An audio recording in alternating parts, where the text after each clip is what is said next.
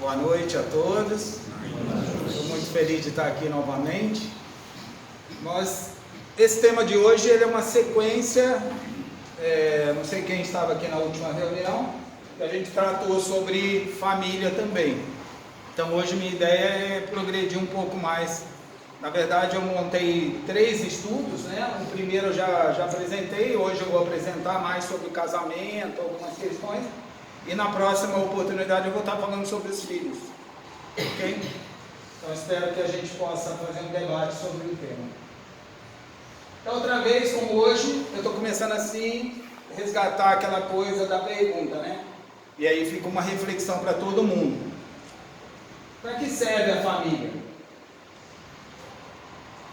Qual é a sua família? A gente sempre tem dúvida em relação a esse assunto, queira ou não queira, né? E eu sempre falo assim, quando a gente prepara um assunto aqui para vir aqui na frente, a gente prepara mais para nós mesmos, né? A gente quer refletir sobre isso. Então, geralmente eu busco temas assim, que são momentos que eu estou vivendo na minha vida e que eu quero refletir sobre isso, tá bom? E aí eu vou fazer a divisão com vocês. Primeiro, lá no livro do Espírito, Deus fez o homem para viver em sociedade. O que será que quer dizer isso? Será que o casamento é uma sociedade também? Será que o ambiente aqui, a casa espírita, é uma sociedade? Então, será que Deus fez o homem para viver igual nós estamos vivendo aqui? Essa é a pergunta. Então, sempre eu gosto de começar lembrando de uma coisa, né? Primeiro, antes de a gente ser pai, mãe, esposa, neto, filho, nós somos todos espíritos em processo de evolução. O papel que nós estamos assumindo nessa encarnação é um papel provisório. Na verdade, nós vamos depois se juntar à nossa família espiritual. Todo mundo aqui tem uma família espiritual, foi isso que eu tratei no último encontro, né? Então, como é que estão organizadas as famílias? A organização vem de 3 formas. Ela vem da família espiritual, da reencarnação e da família humana. Olha, no bate-papo da outra vez eu separei, né? Família espiritual e família humana. Até falei um pouco sobre isso. O que é família espiritual para você? Né? Para mim, é um grupo de espíritos afins, com as mesmas inclinações e as mesmas tendências, que caminham junto, um colaborando com o outro num processo de evolução. Então, eu tenho uma família espiritual? Tenho. Eu estou aqui, provavelmente tem alguém torcendo muito por mim lá, para que eu consiga cumprir aquilo que eu me programei de vir aqui fazer. Não? Então, essa é a família espiritual minha, que eu estou torcendo, que eles estejam do meu lado me ancorando e me amparando nesse momento, né? Depois nós temos o processo de reencarnação, que eu saio da família espiritual e venho para reencarnar, e aí eu assumo a identidade na família humana, né? Que pode ser do mesmo grupo espiritual, mas pode não ser. Pode ser até alguém que eu venha resgatar, recuperar, né? Ou corrigir as minhas falhas em algum momento. Então o tema de hoje é muito disso no casamento. Ó, meio complexo, né? Meio complexo, mas vamos tentar. Na família humana, né? O encarnado, eu gosto muito dessa imagem que eu mostrei da outra vez também, porque é uma nova chance, a gente vem experimentar o amor, a alegria, a luz, tudo isso aí. Então essa imagem para mim é bem importante. E voltando, recuperando a ideia, né, da sociedade, lá no livro dos Espíritos, né, na questão 766, a vida social está na natureza? Certamente, nós viemos aqui, estamos vivendo, tanto encarnado ou desencarnado, para viver em sociedade. Do outro lado, deixa muito claro que ninguém atinge nenhum progresso sozinho. O progresso é individual, mas o sistema de burilamento é junto do próximo. Ou seja, a gente só aprende e só melhora convivendo com as outras pessoas. Então tem muita gente que fala assim, não sou feliz, vou me isolar, vou me afastar, vou viver minha vida sozinho. não vai progredir, certo? Porque a gente só progride vivendo em sociedade, só experimentando, né? Ok? Então, para ver casamento a gente começa no namoro, né? Então hoje eu só vou falar de encarnados, ok? Da outra vez eu falei um pouco de desencarnados. Estamos aqui encarnados, como é que começa o namoro, né? No plano espiritual, tá? O plano trabalha em prol de quê? Eu fui lá, fiz uma programação de reencarnação. Existe um planejamento que eu vim aqui executar. A espiritualidade trabalha em prol de quê? De conseguir fazer com que essas pessoas que se programaram se encontrem. Aonde? No namoro. Ok? Existem alguns acidentes? Existe, né? De repente não foi aquilo que se programou. Mas a grande maioria, igual o Zé Vicente falou hoje aqui, já na abertura, existe todo o seu anjo da guarda, o seu grupo espiritual, a sua família espiritual trabalhando em prol de que esse namoro resulte em quê? Em casamento, né? Por afinidade, por algumas questões assim. Então, na época do namoro tem encantamento, e dentro da visão espírita, né? Isso aí não acontece por acaso. Muitos falam assim, foi por acaso, né? A gente já conhece muitos casos, até outro dia na família a gente estava discutindo isso. Fulano saiu daqui e foi morar lá na Austrália, chegou lá, encontrou uma brasileira, casou e voltou. Quer dizer, negócio, né, que não dá para entender, não tem muita lógica, né? Mas para o plano espiritual tudo tem uma lógica, né? Ok? Bom,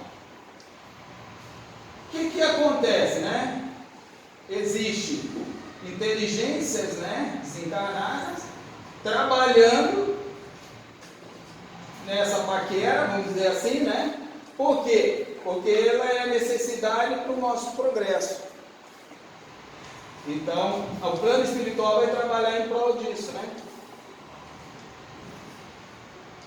O plano espiritual, de novo, né, faz haver um encontro baseado em quê? Na lei de reencarnação. Então, os espíritos vêm se encontrar novamente para viver alguma experiência do passado ou recuperar alguma coisa do passado. E o casamento, então? O casamento, né?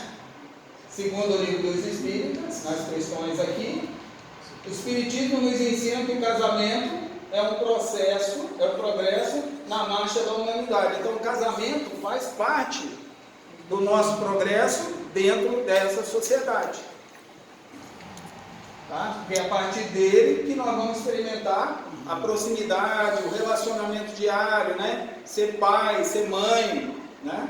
Todas essas experiências novas. Então, a reencarnação faz com que a gente, na carne, venha reencontrar alguém e viver com alguém dentro do próprio teto. Quisera eu, se eu pude, né, escolher esse processo lá, a hora de definir meu plano reencarnatório. Porque alguns têm esse privilégio, outros nem sempre.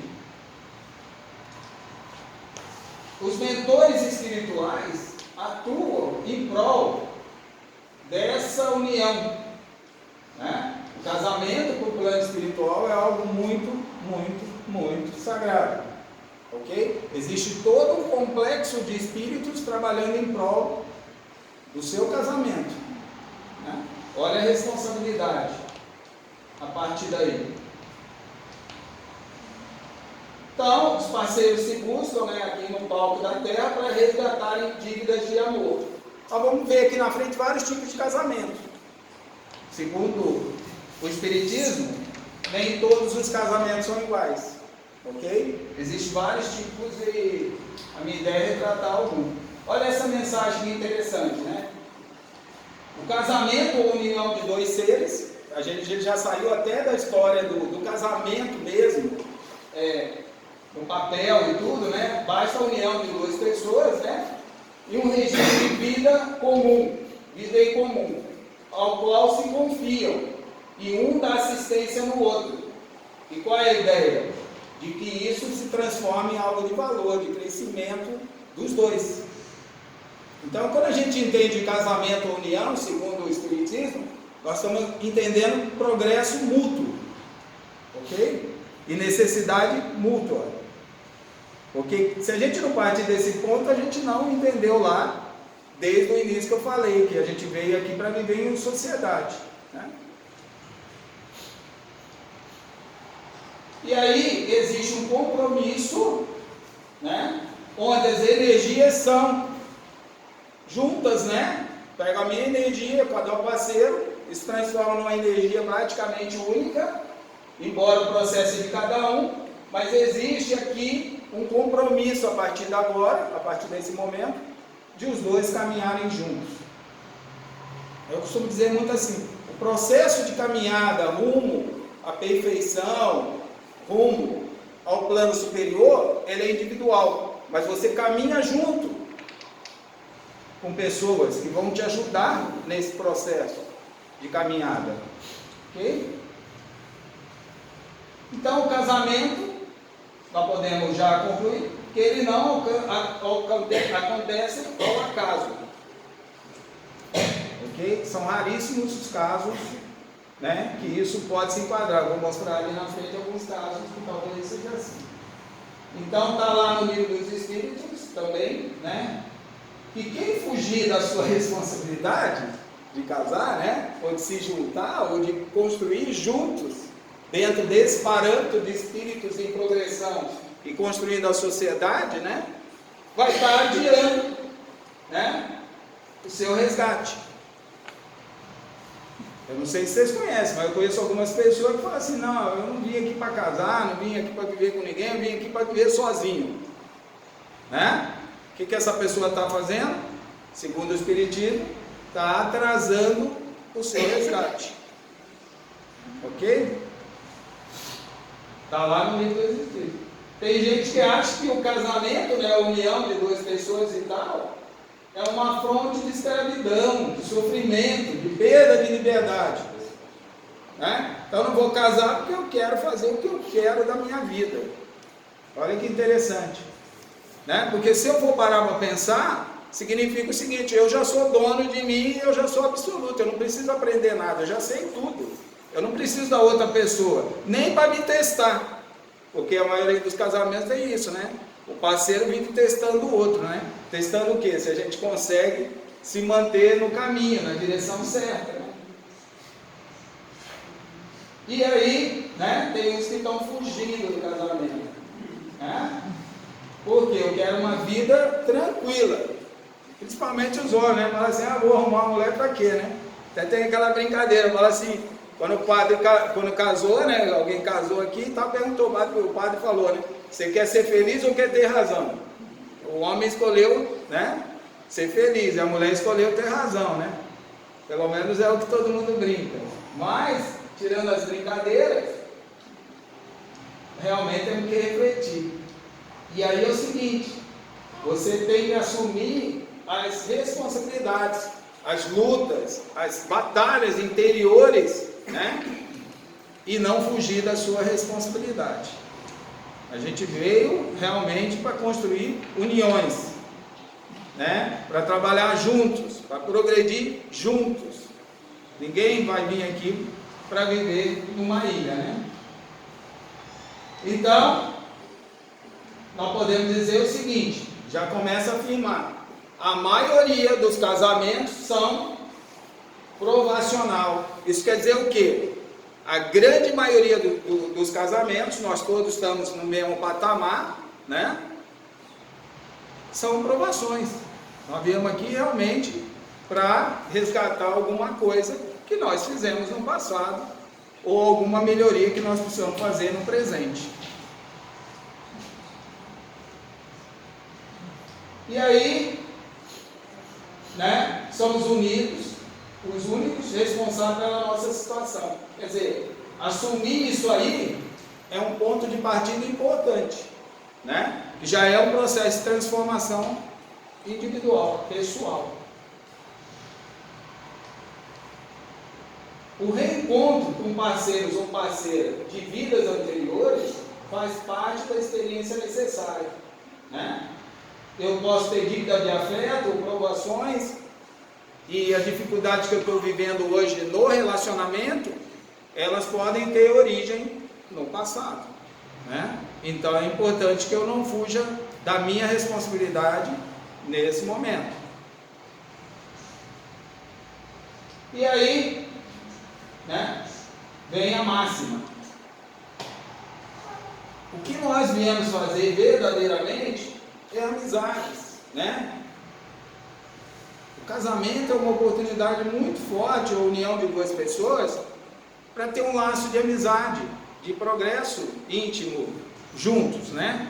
Então, por isso que é considerado como algo muito sagrado. Vamos ver agora os tipos de casamento que nós temos então, né? É legal porque aí a gente já começa a ver, né? Será que o meu, a prova é tão grande, ou isso, aquilo, né? Vamos ver como é que está essa situação. Existem os acidentais.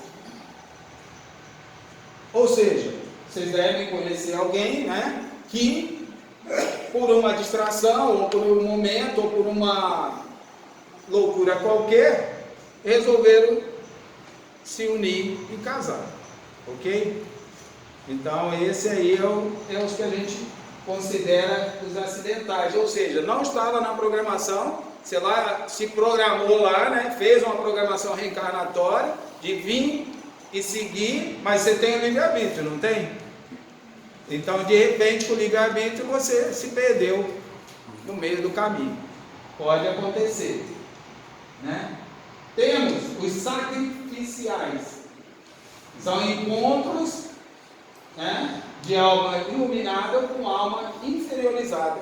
A gente já viu isso em alguns livros, né?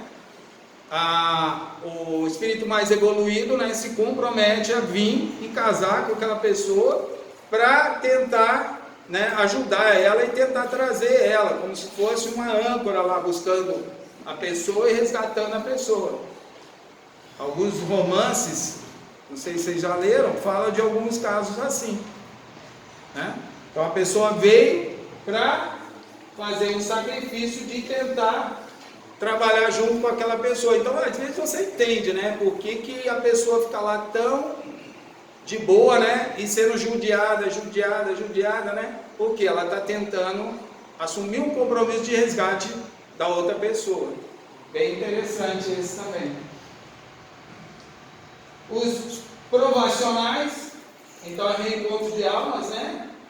Que as duas precisam passar por essa situação, porque as duas precisam, uma pagar débito com a outra, né? Vamos dizer assim, recuperar dívidas com a outra pessoa. Então os dois estão juntos, tentando. É lógico que a gente está aqui e já esqueceu tudo, né? Então fica difícil às vezes de superar o desafio. Mas é interessante que os dois lá em cima assumiram o compromisso de estar junto aqui para tentar resgatar. Olha que interessante. Os afins, olha que bonito, né? Os afins, também a gente vê muito isso, inclusive nas obras, né? Então assim, Allan Kardec tinha a esposa tal, fulano, né, tinha um marido tal. Então, né, são dois espíritos que vêm com uma missão clara, né, e vão usar o casamento para fazer o desenvolvimento dessa ação. Olha que interessante, bem bacana também, né? A gente vê muito isso na literatura espírita, né? São almas com laços de afeição, fazem parte do mesmo grupo espiritual que está lá em cima. Então, é uma família que está lá em cima e que os dois da família resolvem estar aqui. Olha, dupla de famílias, bem interessante. Transcendentais, eles já são mais raros, né? Ok? São almas do bem que buscam realizações imortais, mais ainda do que esse caso que eu falei. Vem realmente para fazer grandes construções, grandes mudanças na sociedade, né? Atuam realmente em benefício do nosso desenvolvimento, ok? Isso também vivendo junto no casamento. Então aí deu para dar um painel geral, né? O duro ou o bom disso tudo é que a gente tem o esquecimento. Então não dá para você saber muito bem que situação você está, né? Mas a grande maioria está aqui por provação, ok? Então chega em casa, ou está aí, ou convive com o marido, com a mulher, com a parceira, com o parceiro, não importa, né? Numa consciência muito clara que isso está acontecendo sob o mesmo teto. Primeiro, porque você se comprometeu com isso. Segundo, que quanto maior for o desafio, maior é seu débito, então, né? Então isso, se você pensar dessa forma, você vai entender melhor as coisas que estão acontecendo na sua relação. É isso, Ricardo? Como? E aí a gente leva isso, falei do casamento, agora eu vou levar para o lar, né? O lar é aquele pedacinho purificado seu lá do plano espiritual aqui na Terra. E é muito interessante isso aí. E o que representa o lar para vocês então? Porque a gente colocou lá atrás, né? Os dois vêm se unir sobre o mesmo teto. Ok? E aí já leva uma amplitude maior do lar, porque depois, na próxima convite do Ricardo, eu vou entrar com os filhos. Aí é importante também, porque esse lar tem a influência desse casal que se uniu para resgatar. Quando perder o fio da meada, vai ser lá. E o lar é o quê? É onde a gente vai se educar. É dentro do lar que a gente vai se corrigir. Muitos acham que vai vir aqui no centro e vai corrigir. Não, aqui não vai corrigir não. Aqui vai ganhar energia, força, né? Para continuar, para ter que voltar para casa e corrigir em casa. Tá certo? Porque é lá que tudo começa. É lá que é o berço de tudo. É com a pessoa mais próxima que é a pessoa que mais vai testar o nosso desenvolvimento. Ela está ali não por acaso, ela está ali justamente para trabalhar em prol do seu desenvolvimento. Então lá, ele tem um amparo espiritual. Então vamos tentar resgatar o que eu falei, né? Existe uma família espiritual, existe uma família aqui na Terra, ok? Essa família espiritual lá ajudou a gente a fazer o nosso projeto de reencarnação. A gente assumiu um compromisso lá, veio para cá e está pagando ou contraindo, né, essas melhorias no seu desenvolvimento através de quê? Do lar. Então nós temos que cuidar muito do lar. Por que eu falo isso?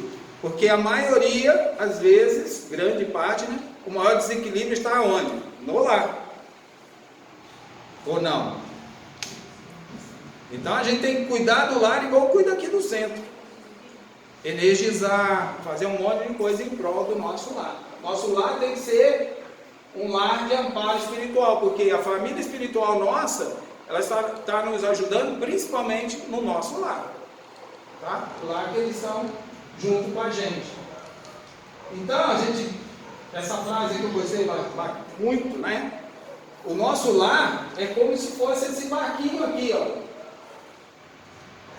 no mar da vida, né? Onde nós vamos encontrar tempestade, turbulência, um monte de coisa vai surgir, né?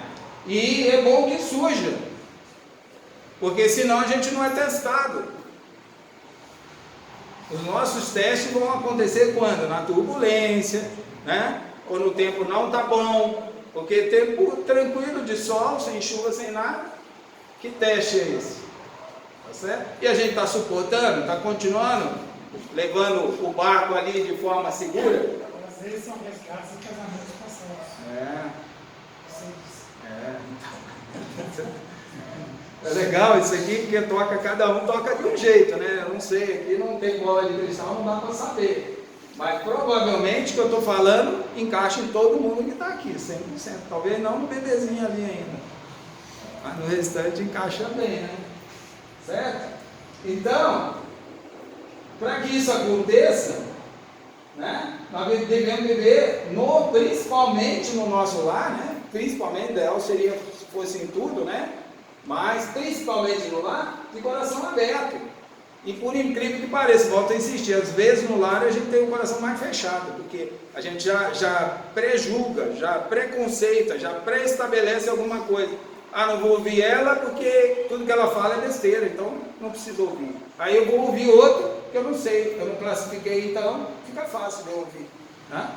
É nesse sentido, né? E nesse, com o coração aberto, nós podemos trabalhar as forças divinas. Agora, com o coração fechado, não dá para trabalhar a força divina. A gente vê muito isso nos trabalhos de cura, né?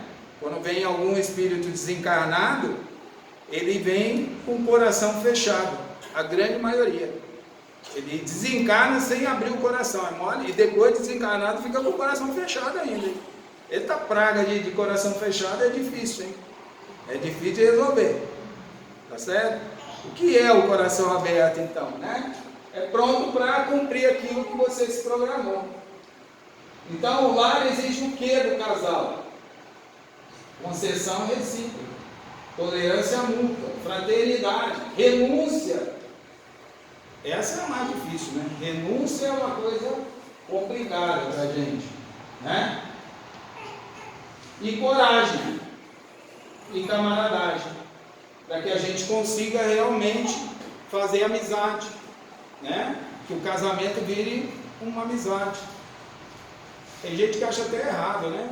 A esposa não pode ser a melhor amiga, nem o marido pode ser o melhor amigo, né? O melhor amigo é alguém que está fora da casa. Se eu disser para você que deveria ser, né? Seu melhor amigo deveria ser seu esposo, seu melhor amiga deveria ser seu marido, né? Esse sim te conhece, então, do seu lado. Agora, por que você acha que essa pessoa não pode ser seu melhor amigo? Complicado.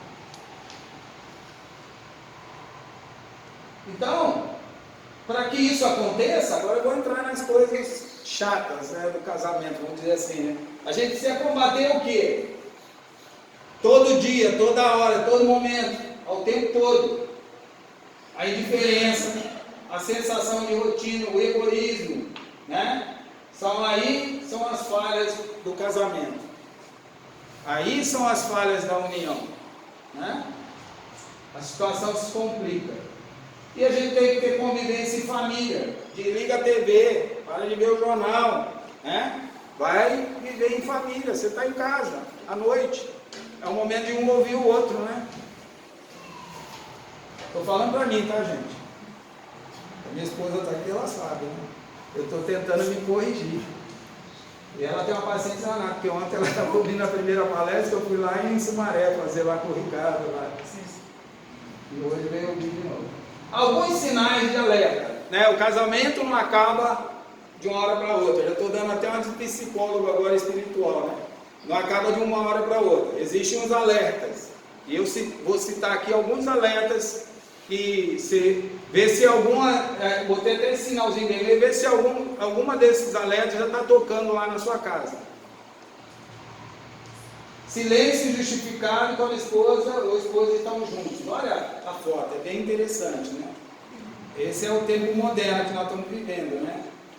Parece que cada gente está no WhatsApp, um do lado, o outro do outro, falando com um monte de gente, mas entre os dois não estão nem se falando. A conversa não é interessante.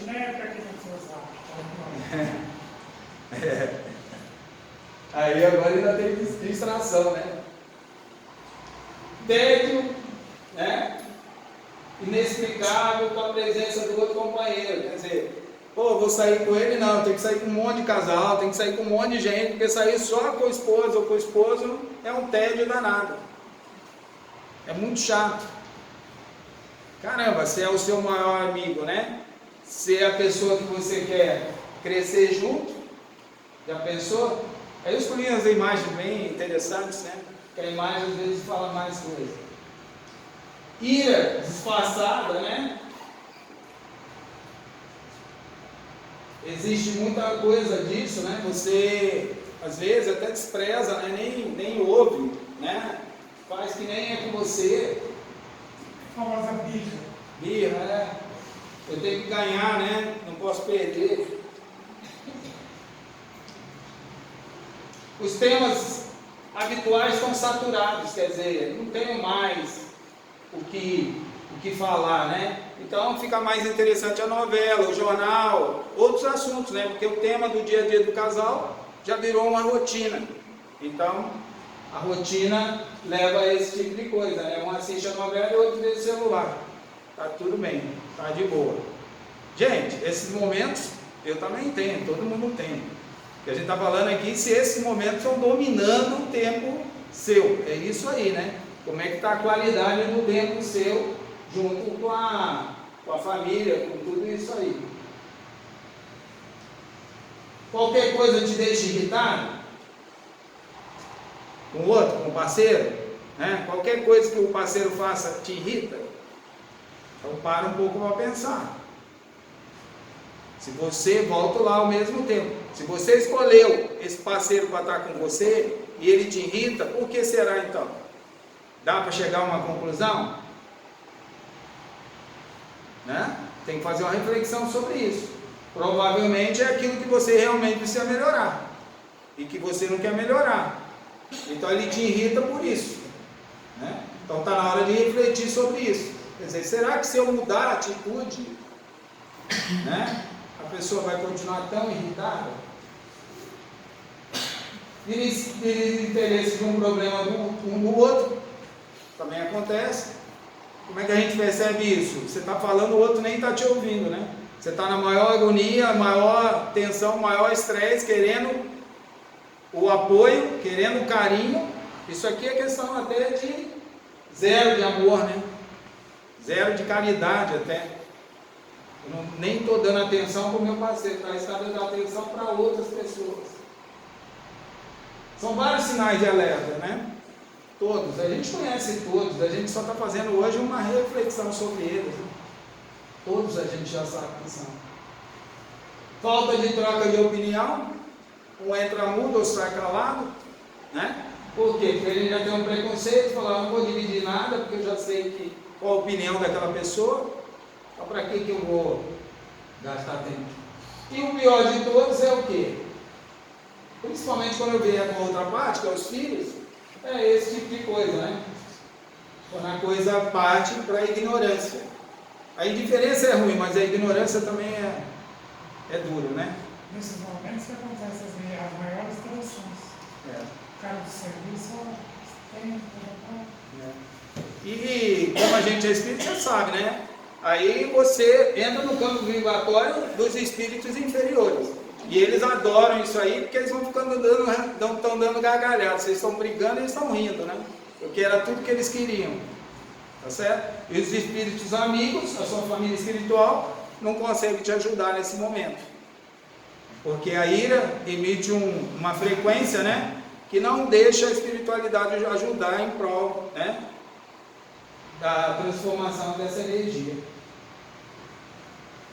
E jamais, né, se faça de indiferente. A indiferença é o pior de todos, na minha opinião.